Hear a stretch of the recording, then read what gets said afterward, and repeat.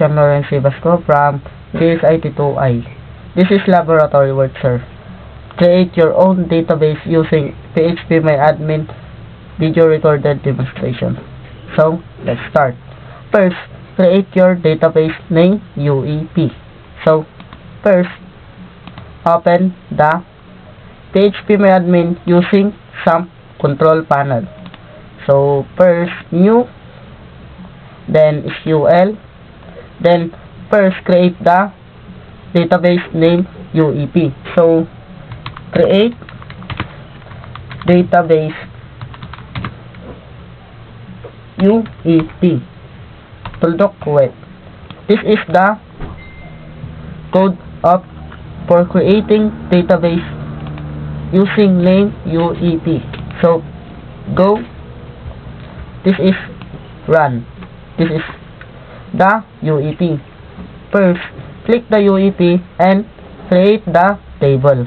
So, first, click ulit the SQL, then create.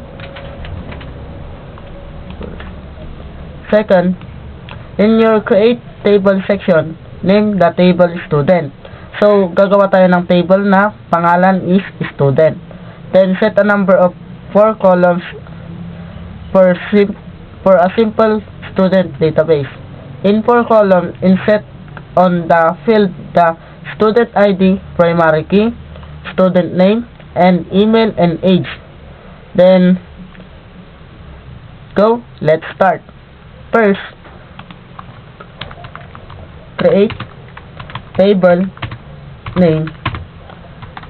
Create table is student.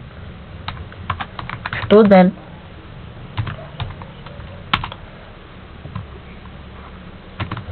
student ID, student ID in O2 increment, O2 underscore increment primary key, quit. Then after that, next step, create student name.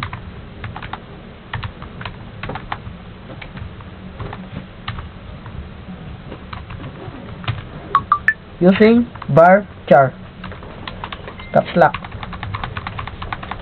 varchar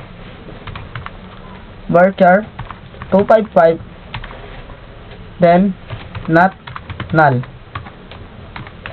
Quit. After that, student email, next email, caps lock, varchar ulit,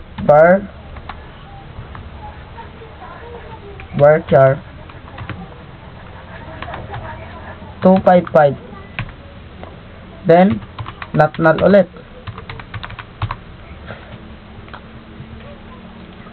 After that, age naman susunod, age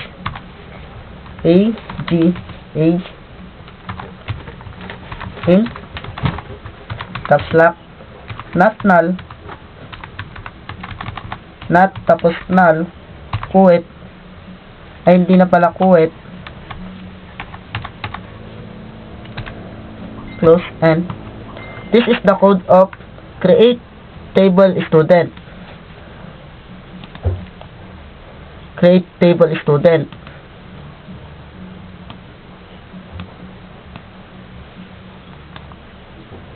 So,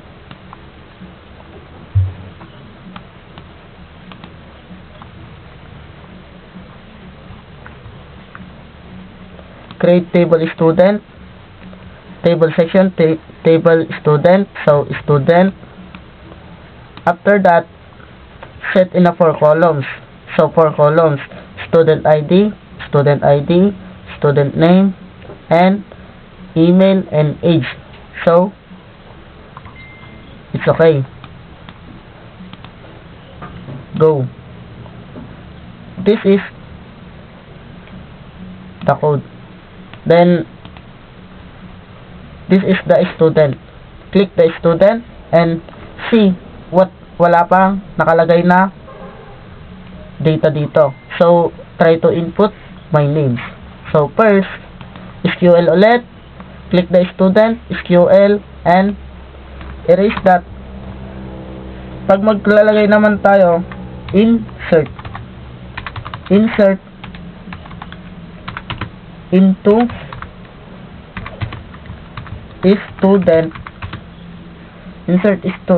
student,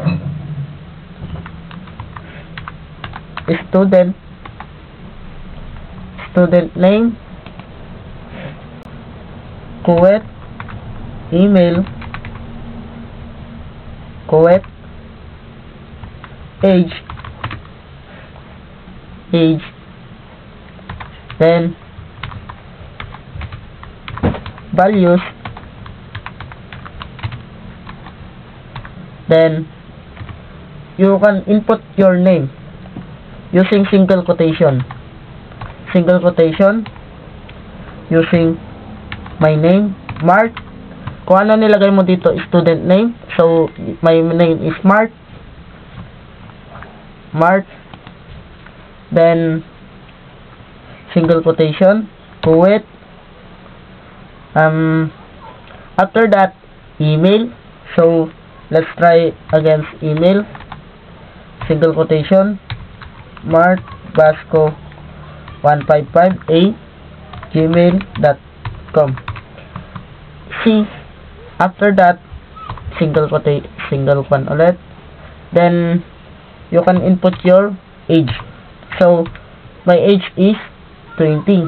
So Kuwait, I close and Tuldok and Kuwait. This is the code of insert data into student. So after that, go na natin. See, tignan natin kung na-input tong code na ito. Okay, input my student ID, naka-auto increment, Mart, student name, email, martbasco155, and age 20. So this is the laboratory 1 in advanced database system. Thank you, sir.